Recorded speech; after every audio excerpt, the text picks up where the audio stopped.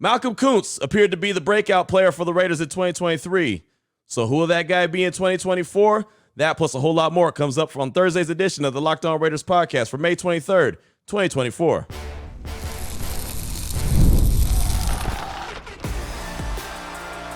You are Locked On Raiders, your daily Las Vegas Raiders podcast. Part of the Locked On Podcast Network, your team every day.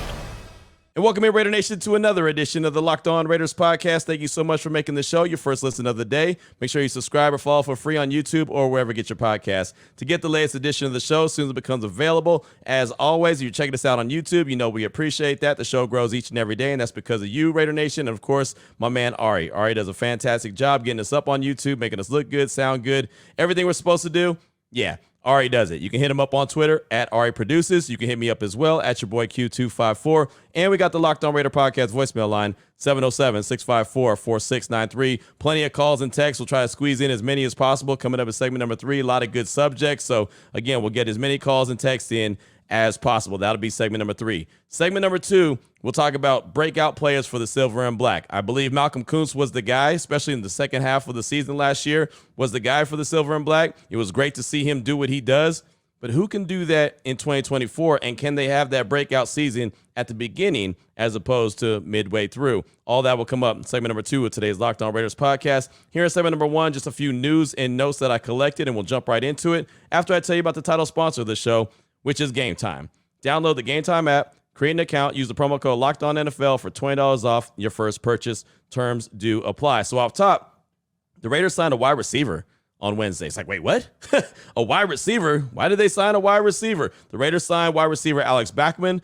He joins the team after spending last season on the Texans practice squad. He was originally originally signed as an undrafted free agent by the Rams in 2019. Also spent time on the Giants practice squad and active roster between 2019 and 2022, playing in 4 career games. He's a native of Westlake Village, California, played 4 years at Wake Forest. He had 82 catches, 1,162 yards, and 10 TDs. But the big thing here for me, it's not the signing of the wide receiver. It's not the fact that they made it official, and they did make it official. They sent out an email and everything. A lot of times we'll find out about these moves before they actually become official.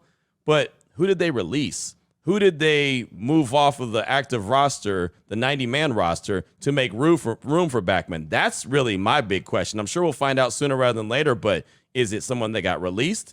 Is it someone that they, put on the injured reserve? Is it somebody who's like on the retired reserve list? I don't know.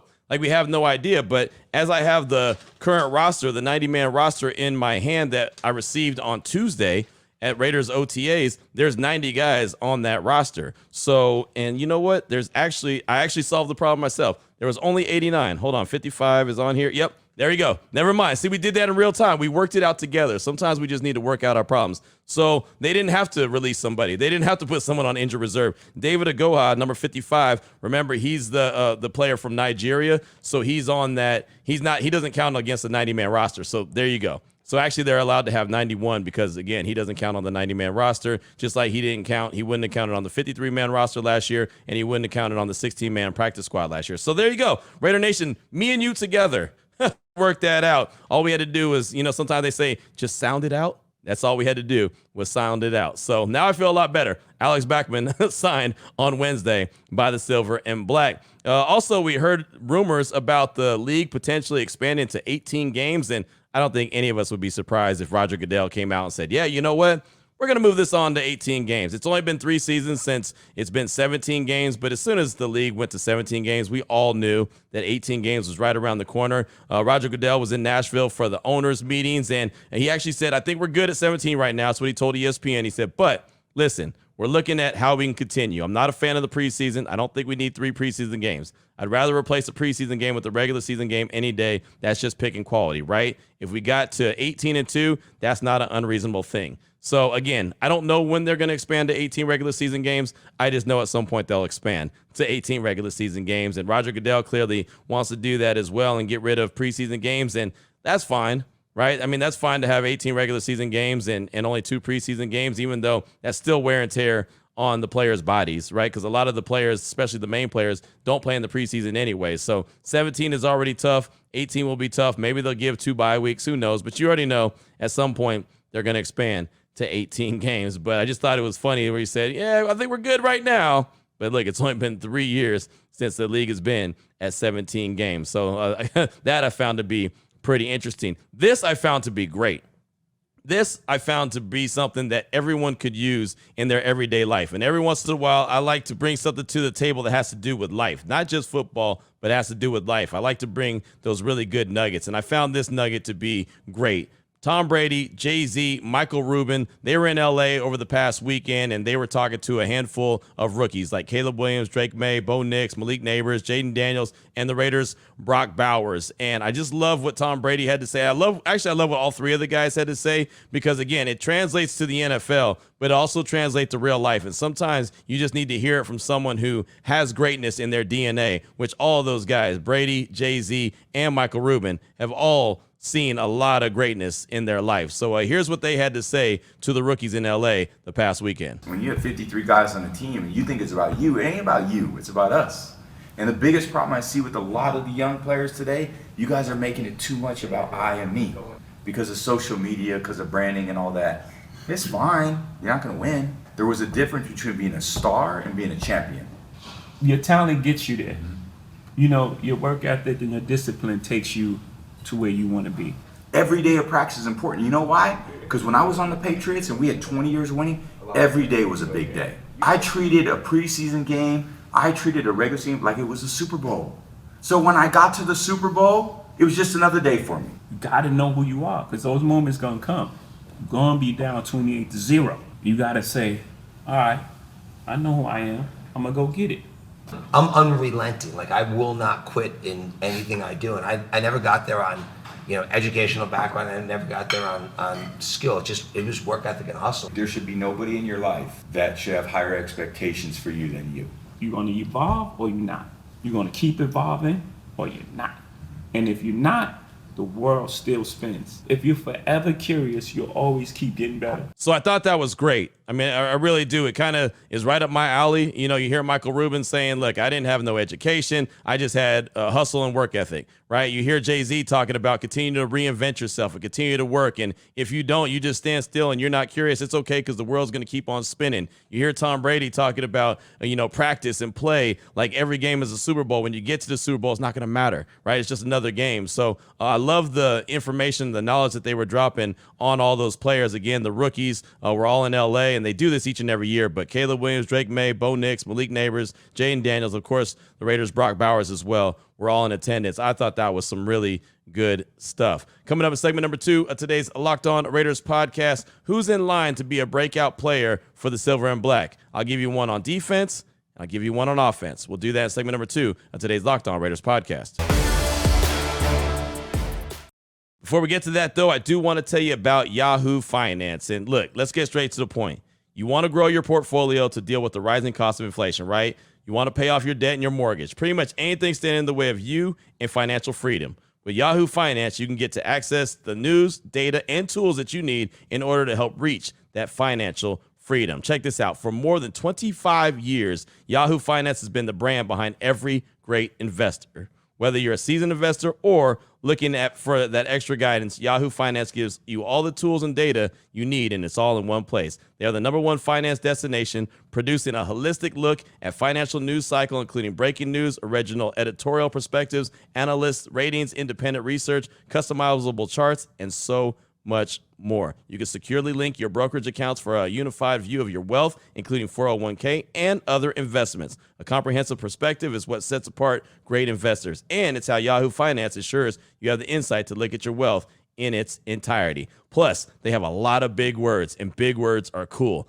I like big words. For comprehensive financial news and analysis, visit the brand behind every great investor, yahoofinance.com. The #1 financial destination, again, is yahoofinance.com. And for the ones in the back row, yahoofinance.com. All right, Raider Nation, here we go. Segment number 2 of today's Locked On Raiders podcast. Want to get into potential breakout players. And it's funny how this even came into conversation. I was here, obviously locally, here in Las Vegas, and I was at the local TV station, Fox 5 News. And each and every week we record a show. Sometimes it has to do with the Raiders. Sometimes it has to do with the Aces, the Golden Knights, whatever the case may be, something here locally in Las Vegas. So I've been getting used to doing this show each and every week. So we recorded it on Wednesday, and one of the questions that the host asked was, who do you think is going to be the breakout player for the Raiders in 2024? So before I could answer that, I thought, well, who was the breakout player in 2023? And then immediately I thought of Malcolm Koonce, right? Malcolm Koonce was the guy that for a while didn't know what he was going to do. Like his rookie year, saw glimpses, thought, okay, this guy has a little something, something. Then all of a sudden it just kind of went away, right? And he wasn't that guy. He was really, kind of a special teams guy. And even when Antonio Pierce took over, he said he kind of got lost in the shuffle and didn't know what his role was on the team. But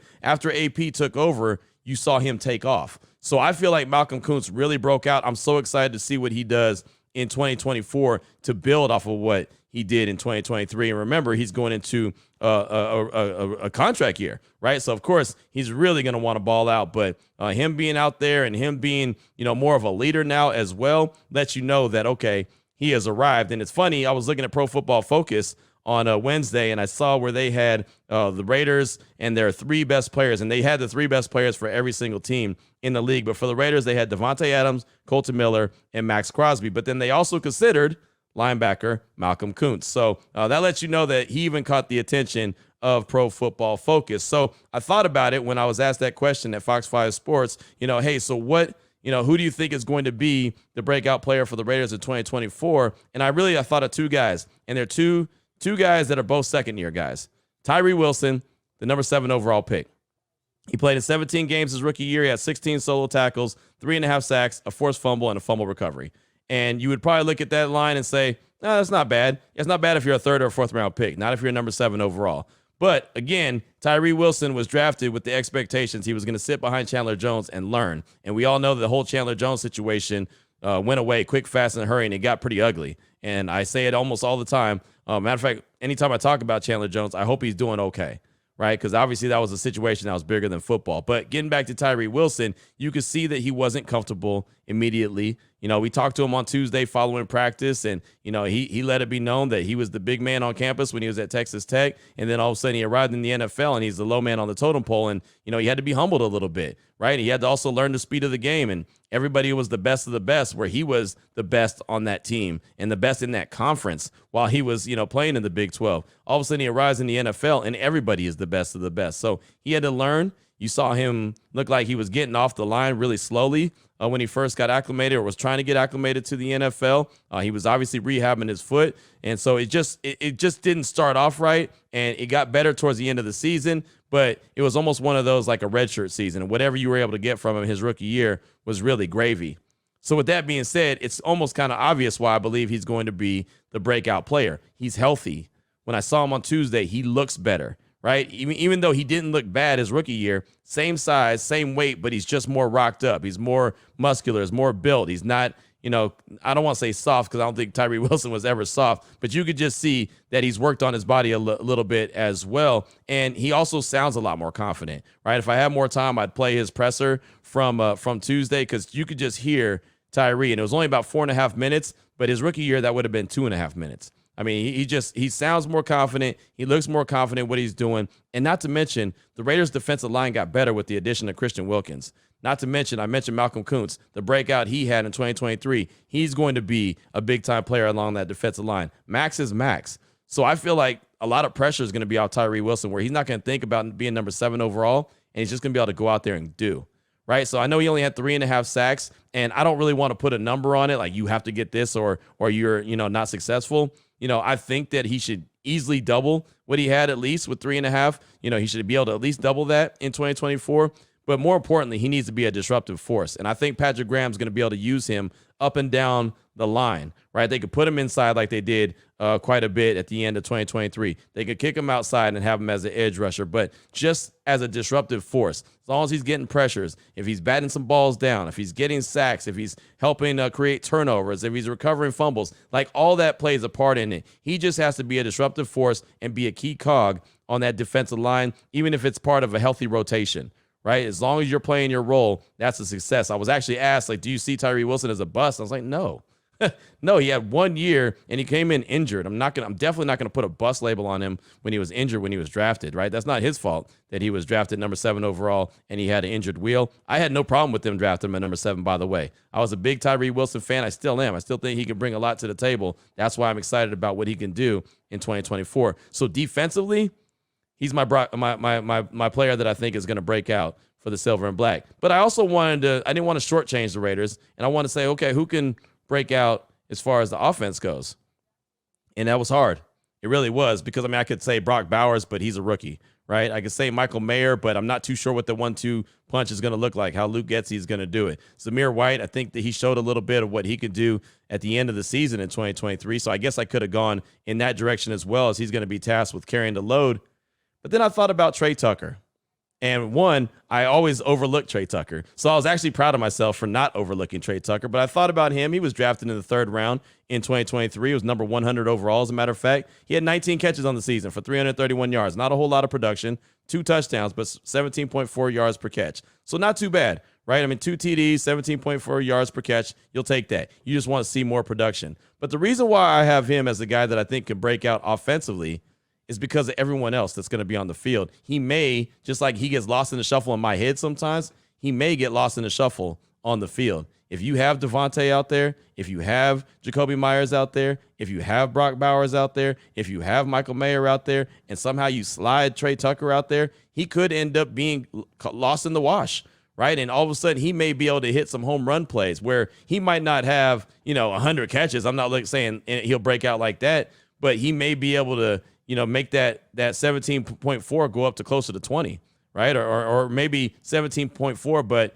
doubles those catches, right? 40-something catches and maybe 6 touchdowns, because he's able to have some big plays, because, again, he's getting lost in the wash, right? I think there's going to be a lot of quick hitting plays coming out of the quarterback. If it's Aiden O'Connell or Gardner Minshew, I think it's going to be a lot of quick hitters coming out of their hands, getting it into the playmakers' hands, like a Devontae and a Jacoby Myers, Brock Bowers, Michael Mayer.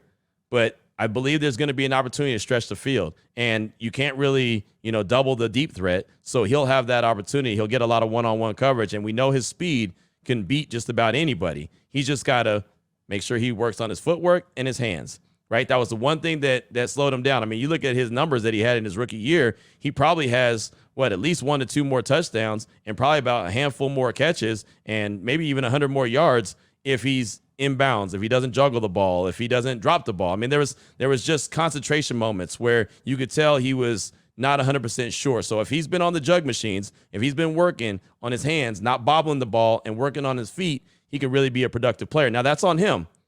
And I'm just trusting that with the way that they have the culture built so far with the Raiders and the way that they are all out there working, trying to get after it, I'm just going to assume and trust that he's one of the guys that is getting after it and is trying to learn from a guy like Devontae, trying to learn from a guy like Jacoby Myers and continue to get better and better and better. And we've seen that from time. So I think that Trey Tucker has the opportunity. I think Tyree Wilson will definitely break out in 2024. I think Trey Tucker has the opportunity to break out in 2024, but he's got to put in the work, obviously. But if you could add that element, that arsenal to the Raiders offense, all of a sudden you're cooking with grease. You go from trying to score 20 to saying, the team is scoring at least 24 per game. If you can add that extra element, that deep threat, that home run ball, like we know the Raiders want to do, we know AP wants to do. So that's going to be my guy. So Tyree Wilson defensively, I do feel like he's going to break out in a major way. And Trey Tucker offensively, I feel like has the opportunity to break out in a major way. Who is it that you think could be the Raiders breakout player in 2024? 707-654-4693. Your calls and texts are coming up in segment number 3 of today's Locked On Raiders podcast. Before we get to that, though, I do want to tell you about the title sponsor of the show, which is Game Time. And now that the schedule is in our hands, we know where all the games are going to be played. We know what time the games are going to be played. We know which ones are in prime time, and we know which ones aren't.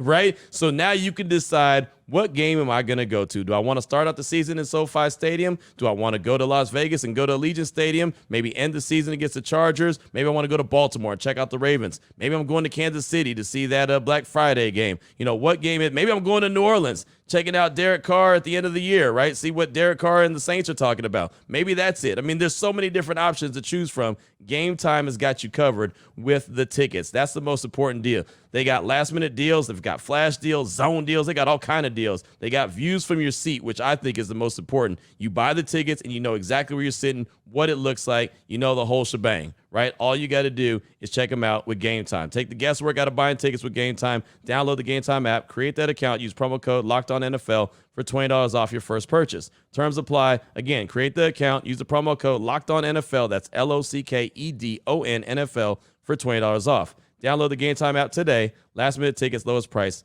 guaranteed. Here we go, Raider Nation. Segment number 3 of today's Locked On Raiders podcast. Your calls and text. Draft that Locked On Raider podcast voicemail line, 707-654-4693. Let's start things off with a text from Just Win Will. It says, Q, my ninja, Just Win Will out the 816 here. First off, rest in power 00. The OG Raider is now with Al and Snake, Cliff, Old Man Willie, and all of our fallen Raider legends. Q, I've got a question for you to possibly push on to the powers that be. You say you don't have pull, but you put the work in to be noticed around the facility. So here's my question.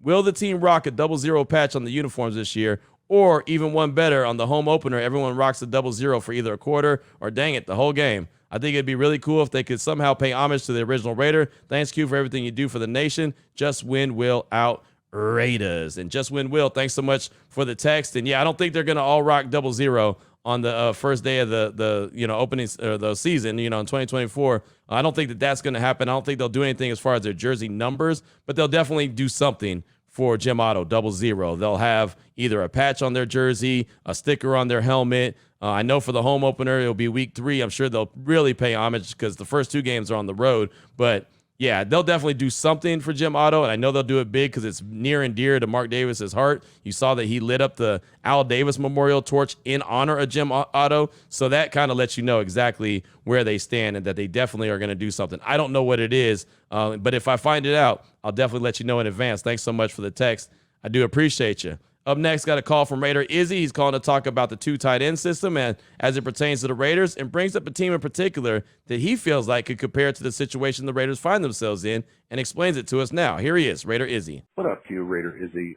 Wanted to throw something at you here. I was been doing a lot of research with 2 tight end systems, and it's a little different because of the fact that Bowers can kind of move all over the place. But so naturally, I started watching the 2011 Patriots with Gronk and Hernandez and everything, and it's some fun stuff with Hernandez because of his athleticism. I can kind of see them utilizing some stuff with Brock, but something that I didn't think of, and this kind of came up, not so much the 2 tight end system, but the 2017 Vikings.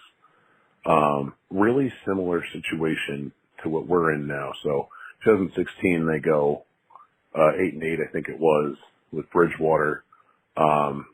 Don't really have too much of a direction, but have a lot of star power on offense. They had, Diggs, they had Thielen, Kyle Rudolph. 2017, I think they drafted Dalvin Cook. In 2017, they went 13-3 with Case Keenum. Case Keenum's first year in that offense, comes in, does a great job. They simplified the offense for him, but he had a ton of talent around him. They had a good offensive line. Their defense had Everson Griffin had 13 sacks that year. Daniil Hunter was obviously there. Kind of reminds me of the situation we're in. A ton of players, but the quarterback position just isn't there yet. But at the same time, all of these different role players, all these different skill sets, all these different, pieces will just help the quarterback. So if we can simplify the offense, which ironically, I heard a lot in interviews talking about how difficult it was with Josh McDaniels' offense and how this one seems to be a little bit more simplified. That's a team, not saying we're going 13-3, but that team kind of shows how we can be successful just by not necessarily having a star quarterback, but being able to, utilize the pieces that we have just by simplifying the offense and letting them be the stars that they are. So Kind of a cool thing I thought of. But, yeah, just wanted to throw that out your way. I love your show as always, bro. Later. Izzy, thanks so much for the call, my man. The Vikings in 2017 with Case Keenum. Man, that's a great comparison. Only because Case Keenum was not a big-time name. He's not a big-time performer at the quarterback position. You know that. He was never elite, but he had a hell of a year. He also signed a pretty big free agent deal with Denver for, $36 million, $25 million guaranteed. And I know that's not a ton of money now, but for Case Keenum, that was a lot of money. He only lasted 1 year in Denver and then became a journeyman, the ultimate journeyman following that. So I like how you worded that. That's a team I hadn't thought of. They went 13-3, as you mentioned. They had a really good team around a quarterback that was just good, right? And good for them. Wasn't even really great or very good anywhere else, but he was good for them. So I like that. I'm not saying that the Raiders are going to go 13-3, but it's showing that it can be done. So I like how you brought that up. That's really good knowledge on your part, man. Thanks so much for that call. I do appreciate you. Up next, got a pretty lengthy text from Todd in San Diego. It says, Q, it's Todd from San Diego. I'm listening to your Tuesday pod, the Auto Tribute, which is really good, by the way. Great stuff. I appreciate getting to hear the Hall of Fame speech again. But I want to address in segment number 3 the caller who commented on the fans in the stands. He said, Q, I've had season tickets since the move to Vegas, but I live in San Diego, and I know a ton of other season ticket holders that live outside of Vegas, San Diego, LA, Bay Area, Sacramento, Arizona, Utah, you name it. As such, we can't go to every single home game. I wish I could, but the logistics are just that I can't. But when the opportunity came up to get season tickets, something I had dreamed about since I was 10 years old, I had to jump on it. So I sell games I can't go to, and many of us don't just sell to the highest bidder. When I meet Raider fans, I give them my number if they want tickets. We're on groups, social media, Discord with other Raider fans trying to get silver and black colors in our seats. And I know for myself, I offer lower prices to Raider fans. Sometimes I do have to sell on the ticket exchange, but mostly I try not to since I want to see Raider fans in the seat. So please don't just assume us season ticket holders are mass selling to anyone and everyone. We care just as much as any other fan. Hell, we put up all the PSL money, so of course we care. Let's get those Raider chants going all season. Let's get our swagger on when we roll into the stadium this year. Raiders. That's Todd in San Diego. And Todd, thanks for the text. I appreciate it. And yeah, maybe I should have clarified what I meant. A lot of and I understand where you're coming from, and I know a ton of season ticket holders, so I totally know where you're coming from. A lot of season ticket holders that are here in Vegas locally bought the tickets immediately. A lot of the season ticket holders that live here in Vegas sell their tickets immediately, right? And I know that there are plenty of season ticket holders like you that sell tickets and look for Raider fans in specific to sell it to. But I also know when I go on, game time, when I go on wherever I go to get tickets at times for family and friends that want to go to games, there's never a shortage of them, right? So I'm not saying you specifically, and you're right, I shouldn't just lump sum everybody, but a lot of people are selling them just to get, the most money. And people have called in my radio show and was like, yeah, I sell them because if I sell 2 or 3 sets of tickets, they pay for my whole package because I can sell it at a super high price. So you're right, it's not everyone. I apologize for making that assumption, but there are a lot of fans out there and a lot of people that hold season tickets that are just selling them to the highest bidder just to make a profit. And a lot of them are here locally in town. I'm not going to lie about that at all, right? I know some of those fans as well, and those people in general, I should say, season ticket holders. Thanks so much for that text. I do appreciate your really good stuff. Wine Country Raider, he's up next. He's calling to respond to Tadrees from New Jersey. He's called from Wednesday's show about quarterbacks having a sophomore slump or taking that next step in year number 2. What's up, Q? It's Wine Country Raider. Just kind of calling and responding to caller Tadrees from yesterday's show. He was talking about if Aiden's gonna take that 2-year leap or sophomore slump, and I see a leap coming. One thing is like when people say about the 2-year slump is teams get film on guys and they kind of learn their tendencies, but Aiden didn't have a full season for people to pick up on tendencies of him. And 2, he's going to be running a new scheme right now. So I think him coming in with a new scheme, him getting a full off season as the guy, I don't think teams are really going to know really what to expect from Aiden. It was a small sample size. I don't think, like I said, I don't think they can really get a good eye for what Aiden's going to do. I think he's definitely going to take a step forward if he does win the quarterback battle. I like what I'm hearing from him. I like his interviews. I like how he held himself on Max Crosby's podcast. I'm excited to see what Aiden brings. And, yeah, that's all I got. Thanks, Q. First listen of the day. Shout out Raider Nation, and go Raiders. Just win, baby. Wine Country, thanks for the call, my man. I appreciate you. And yeah, I don't think O'Connell's going to take a step back in year 2 because he really started to take that next step at the end of year 1, right? He really started to seem like he got comfortable at the end of year 1. It's not like he just balled out all season long. He got better as the season went along, and you saw him, especially that last handful of games, really start to come along as far as no turnovers go, better understanding and execution of the game plan. His biggest thing to me is that he's going to have to learn how to get the ball out of his hand quicker. Cannot hold on to the ball. I know he wants to make a play, but at some point, especially in this Luke Getsy offense, he's going to have to get rid of the rock. And if he doesn't, that's going to open up the door for Gardner Minshew to be the starter, right? Because Gardner Minshew will get that ball out of his hand quickly. So if Aiden O'Connell wants to be the starter, I have him pegged to be the starter, then he's going to have to make sure he gets rid of that rock quickly. He can't sit back there, hold on to it, pat it. I saw him do it a few times on Tuesday, and Paul Gutierrez leaned over and said, that's a sack. Can't pat the ball, right? You could pat the ball and get rid of it. Not pat. That 3 pats is going to pat you on the back, if you know what I mean. So thanks so much for that text. I do appreciate you. Got time for one more, or thank you for the call, I should say. We got time for one more text. It's from Jason in the 530. Hey, Q, it's Jason in the 530. So there still seems to be not much faith from the national media that the Raiders will be very good in 2024. I keep hearing on Peacock and Williamson that the Raiders will be competing with the bottom dwellers of the league for the first overall pick. I get the Raiders don't have a proven quarterback, but they're also saying the defense isn't any good. Hopefully you can get on their show and set them straight someday soon. That's Jason in the 530. And thanks for the text. And I don't know why. I respect those guys. I don't know why they would say the defense isn't very good. Defense was damn good, right? And they know football. They know that the defense was damn good. I don't understand, and I haven't heard them say that. They haven't invited me on the show, that's for sure. I'm not too sure about that. And I have heard, people say that they think that the Raiders are going to be competing for the number 1 overall pick. I don't see that. Maybe I'm looking through silver and black glasses. I don't think so. I try to be a lot more objective than that. I don't try to just, say that the Raiders, rah, be that cheerleader. I'm not trying to be that guy at all. I also don't try to be, a negative Nancy and just sit there and everything is doom and gloom, right? I try to live around the middle even ground, right? And I don't see that. I don't know where they're coming from. I'd love for them to explain it to me, but I just don't know. And I could reach out to them and get them on the show, but it sounds like they're just pretty negative on the Raiders in general. So I know that Williamson, I believe he's a Steelers guy, and Peacock is a 49ers guy. So maybe that's the reason why. I'm not too sure, but there's that. But Jason, thanks so much for that text. I do appreciate you. It's all I got time for on today's show.